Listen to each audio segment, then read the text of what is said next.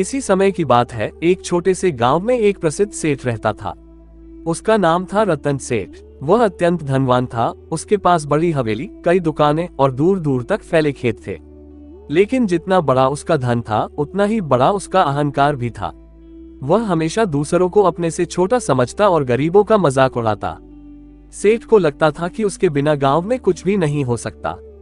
वह अपने नौकरों से कठोरता से पेश आता और गरीबों की सहायता करना तो दूर, उन्हें अपमानित करने में आनंद महसूस करता।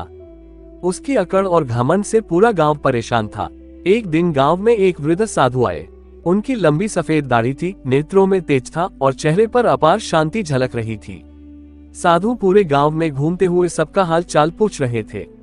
जब वे रतन सेठ की हवेली के सामने पहुंचे तो सेठ ने उनका उपहास करते हुए कहा, बाबा, यहाँ भीख मांगने आए हो? मैं किसी को मुफ्त में कुछ नहीं देता।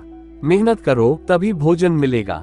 साधु ने मुस्कुराते हुए कहा, सेठ जी, मैं भीख मांगने नहीं बल्कि आपको एक सत्य बताने आया हूँ। अहंकार का अंत निश्चित है। एक दिन आपका भी अहंकार चूर चूर हो जाएगा। रतन सेठ हंस पड़ा, मेरा अहंकार, इसे कोई नहीं तोड़ सकता। मेरे पास इतनी दौलत है कि मैं कुछ भी खरीद सकता हूँ। आप अपने प्रवचन कहीं और दीजिए। साधु मुस्कुराते हुए बोले, समय सबका सत्य उजागर करता है। जब वह समय आएगा तब आपको मेरा कहा याद आएगा। इतना कहकर साधु वहां से चले गए। कुछ महीनों बाद एक भयंकर तूफान आया। तूफान इतना भयानक था कि गांव में तबाही मच गई।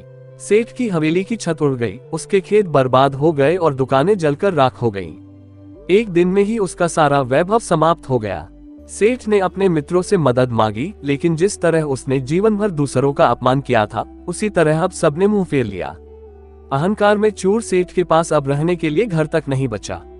वह भूखा प्यासा गांव की गलियों में भटकने लगा। एक दिन वही वृद्ध साधु फिर से गांव में आए। जब उन्होंने सेठ को इस दशा में देखा तो उनके पास गए। सेठ की आंखों में आंसू थे। उसने साधु के चरणों में गिरकर कहा, बाबा, आपने सही कहा था। मेरा अहंकार ही मेरी बर्बादी का कारण बना। अब मैं समझ गया हूँ कि धन से बड़ा नम्रता है। कृपया मुझे क्षमा करें और सही मार्ग दिखाएं। साधु ने उसे उठाकर कहा, सेठ, सत्य को जानना और उसे स्वीकार करना ही जीवन की सबसे बड़ी सीख है। अहंकार का अंत निश्चित है, क्योंकि यह व्यक्ति को भीतर से खोखला कर देता है। अब तुम अपने जीवन को सेवा और विनम्रता में लगाओ। यही तुम्हारे लिए सच्चा मार्ग है। उस दिन के बाद रतन सेठ बदल गया।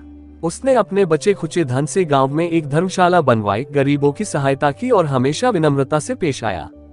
अब लोग उसे रतन सेठ नहीं बल्कि दयालु सेठ कहकर पुकारने लगे।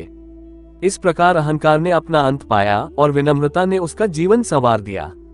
आपको ये कहानी अच्छी लगी हो तो लाइक, शेयर और सब्सक्राइब करना ना भूलना।